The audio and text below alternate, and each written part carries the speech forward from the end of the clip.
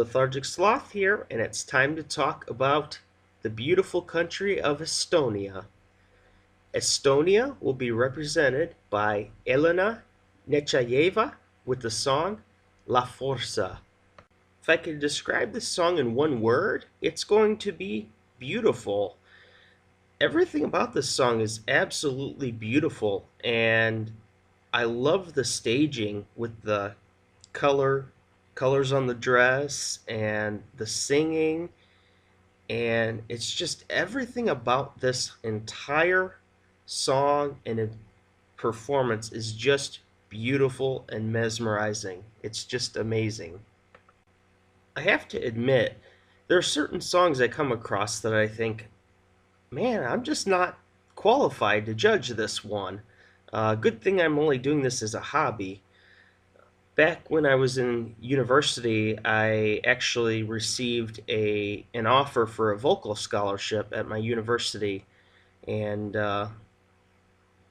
I was a couple credits shy of having a music degree, but I was in sciences, so I ended up getting 2 degrees. I could have had 5 degrees had I taken a couple more classes.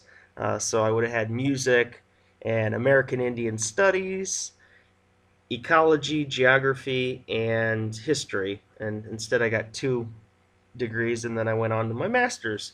Uh, so I was close to a music degree, and I was in a choir group, and we were invited to sing at Carnegie Hall in New York City. We were also invited to sing in Germany, Austria, and China. And actually, some of the guys from the group did go do all that. I was a senior at the time, so I elected to go to Paris, France for a vacation with my friend instead of go on tour with the group. They went to Austria and Germany. Um, but I had already had these plans, and we were invited a little bit later, so I was already committed. But yeah, I was in a prominent music group. I know a little bit about music. I'm rusty with stuff, but it feels like, hey, I don't have the qualifications to judge a song like this. But I'm going to set that aside. The fact is, growing up, I would have said I hated opera. And before, the reason I explained to you my past history is because I was subjected to all these different types of music in college. So I really have a profound love for all different types of music, as long as there's heart and soul and it's not just plastic cookie cutter music. I think the only two music types I'll say that I absolutely hate now are disco and screamo, where there's just endless screaming and there's no music to it. And no, I do not mean metal. I'm not including metal. I mean just the screaming crap. I can't stand that, and I can't stand disco. And other than that, everything's pretty much open season. I really went on a tangent there, but just if I don't always know all the terms, that's why. I don't know much about opera. I can't tell you what a good opera singer is compared to a bad. But what we're dealing with here is pop opera. It's not classical opera. It's not pure opera. It's a pop opera combination. So I'll try to say what I can understand about the song. And La Forza is obviously in Italian.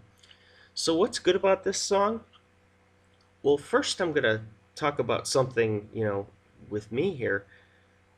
It feels so emotional. It feels so powerful. And I get the goosebumps and the feelings. It's hard to explain after listening to it. You know, I think that I feel more from it listening to it a sixth, a seventh, and eighth time than I did the first. I think after the first listen, I was like, I don't know what to think a little bit. I mean, it's beautiful, but it's not normally what I listen to because I'm not the biggest opera fan in the world, but um, I can appreciate the art of it. And then I start listening to it again and again and again, and I'm like, you know what? This is just lovely. This is absolutely lovely.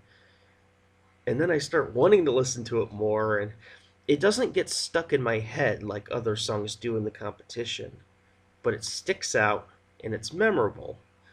You're never gonna. I'm never gonna remember a hook or chorus of this song, but I'm gonna remember the feelings I had while I'm sitting there listening to the song. And at work, I can be there and I can think of the song and smile. And so it's got a really deep connection on an emotional level that even though I don't speak Italian and I don't normally listen to opera, it stays with me all day. Uh, the I guess the melody of the song just stays with me. So in that case, it's really good. It is going to stick out. That's one great thing about the song. It's going to completely stick out based on its genre at the competition. And again, I'll say it again. We are so lucky to have so many different types of songs. I feel like Salvador winning last year opened the gate, and now we have all these genres. Not that we didn't before, but this year it just feels like there's so many different genres, and I'm very appreciative of that as a fan of music. I love seeing the different types of music. It feels like there's more so this year than before, and maybe I'm wrong, but I mean we've got uh, like I don't know if you can call it metal for per se, but Hungary with the metal, uh, Waylon with the country rock. Now we've got Elina with the operatic pop, and then of course pop, and then we've got Ghent Bush Peppa from Albania with the rock, and Romania, and all these other. We just have a ton of different music. If there's not a song that you can pick and enjoy this year at Eurovision, at least one that you don't like, you're insane. There's music from everything here. So yeah, I love that we're well represented by a bunch of different genres. But yeah, this song is just so lovely. It's angelic, and the focus is on her, the focus is on the dress, the colors, the flow. It's just a beautiful presentation overall. What are some potential problems with this song?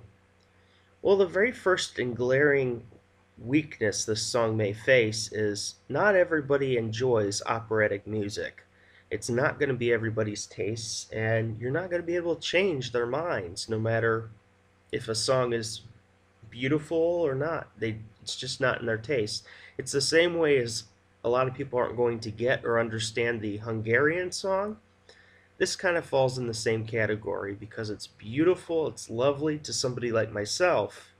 I appreciate a wide range of music, but not everybody is open to different types of music. Myself, like I mentioned earlier, I'm closed off to disco. Something disco-y is not going to make me happy. So I can understand if people don't like this type of music, if it isn't something they're willing to adapt to or listen to. We all have different tastes, and that's fine. That's absolutely fine. Another thing, there are parts in the song where she goes very high, and it could be seen as, I know she's in total control of her voice, but at the same time, it could hurt your ears. You may not like the high sounds. When I first listened to it, it was off-putting. I have to be completely honest, to hear as high as she was getting, especially at the end of the song. It's a little off-putting when she starts going real high. I'm just like, ugh. But after listening to it and accustoming to it, I've started to enjoy it more. Um, but if you're listening to it for the first time, or if you just think it's too pitchy anyways, you might not like that. So, I have to throw that out there as possible negatives. It's beautiful voice and a beautiful sound, but it might not be beautiful to everybody. Just saying. So let's get to the rating. So, what's my rating on this song? Well, I feel like either way you lose here. You give it a great score, and people say you're just saying it's good for the sake of it being good because you want people to like you. And if you say it's bad, you're trying to be a contrarian. I'm neither of those. I legitimately love this song. I don't care what people think overall. Uh, and I'm going to give it a 10 because I love the song. And this is the sixth 10 I've given out, so it's like, oh, weird for me to say that, but no, I feel an emotional connection and attachment to this song. It goes way more than a typical song. I love the notion that if you believe, if you have faith, then there's something greater out there, and that's what this song brings. Uh, just ascension almost. The feeling that you can do better, be better, that there's godliness, there's something out there if you believe and if you work at it. And I just think it's a beautiful composition and sound, and it's mesmerizing to watch. So I truly love it, and it's a well-deserved 10 for me. So is this song a contender or a pretender? This song is an absolute contender. There is no way that it's not going to qualify for the finals, I don't believe, unless there's a mess up. The problem with a song like this is she has to be technically perfect. If she screws up, it's going to mess up the whole performance.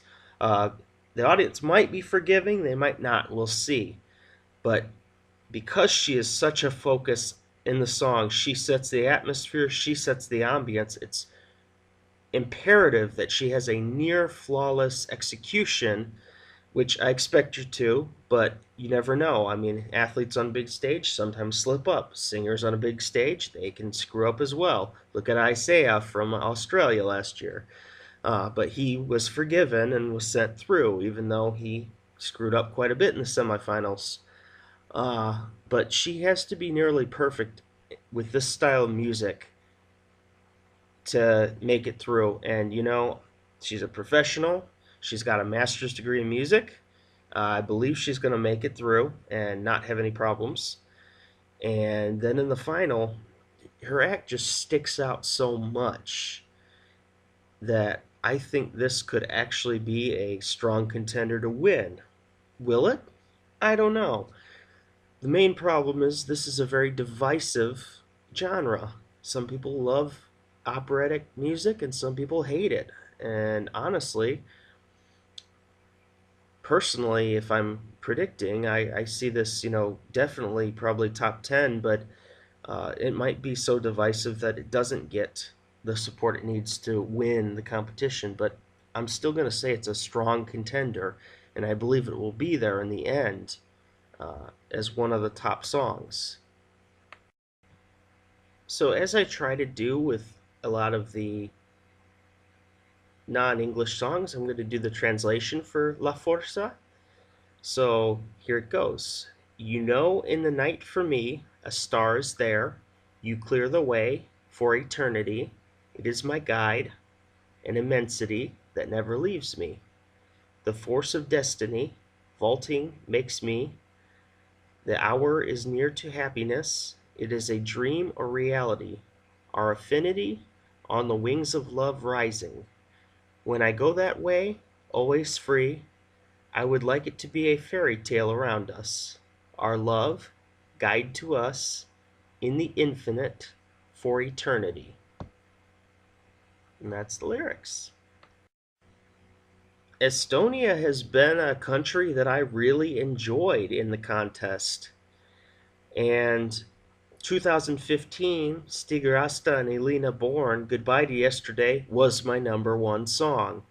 To this day, 2015, Goodbye to Yesterday is one of my favorite Eurovision songs of all time. I really love that song, and I probably have listened to that more than any Eurovision song ever on my playlist. I listen to that more than anything I can think of. I don't ever get sick of that one. It's a great tune. 2016, Yuri Putzman. I found the song to be very funny and creepy, and uh, I was just thinking, imagine if Yuri Putzman had sung the Doritos song. I said Doritos song this year with all those words. Are you real fantastic? If it were Yuri Putzman, it would have come out a lot more creepy and strange. But I enjoyed it. It definitely deserved more than it got that year. 2017 last year, Verona was not one of my favorite songs. I didn't really like it that much. It didn't impress me. Um, I just didn't see the chemistry in the singers, and the whole act kind of fell on its face for me. I predicted it not to qualify, even though it was a popular song generally among the Eurovision people, but I didn't like it as much as a lot of other people. But 2018, I love this song. I love this performer. I think she's amazing, and I could listen to this song all day long, probably, and still enjoy it. And thankfully, as I mentioned earlier, my musical tastes have expanded, and I can really appreciate a song like this. It's lovely, absolutely lovely, and I'm looking for Estonia to do very big things at Eurovision this year in 2018. Thank you for watching my review of Estonia at Eurovision.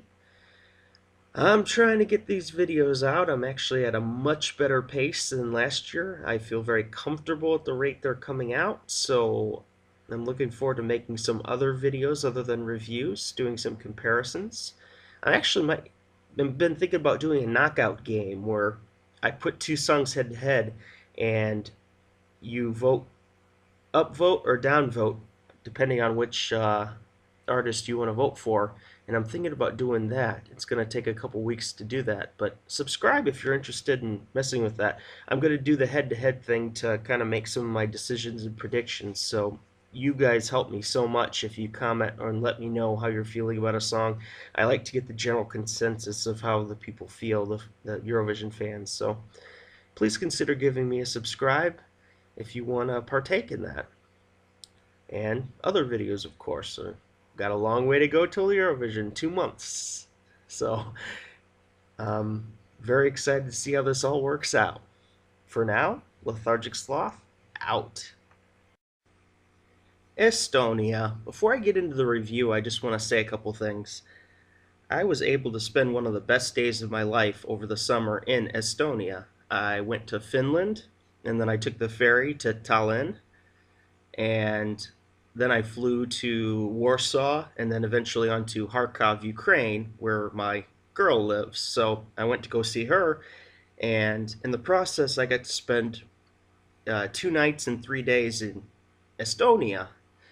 I chose this route because it was an interesting route, and it was between this or Hungary, and I thought Budapest would be interesting, but I really wanted to see Tallinn. It just looked beautiful in the pictures and everything, and it didn't disappoint. So I spent one of my entire days just walking around Tallinn, the old town there, and it was just beautiful. And I had one of the best days of my life. So I just want to say I have a video of my time spent in Estonia. Not the best quality. The video part itself kind of sucks a little bit, but I'm getting a better camera, so I'll have more travel videos. But check that out if you want to. I absolutely love Estonia, and I really had one of my best days of my life there, just walking around. I was even I was up there on Tumpia on the high point there, watching the sunset, and there was an Estonian musician up there, made the time there really special. And then as I was coming down, there was street music, and it was right after Linkin Park's Chester Bennington had passed away, and they were playing In the End with violins and drums and such. It was just a really incredible performance and everything. And then I stayed at a hotel that was attached to the outer walls of the fortress there. So it was a great day, and I really enjoyed it. So I absolutely loved Estonia, and thank you so much for making my stay so wonderful to all the Estonians I talked with and dealt with, and it was just I can't wait to go back. Estonia is so beautiful. So I've rambled enough. So let's start the review.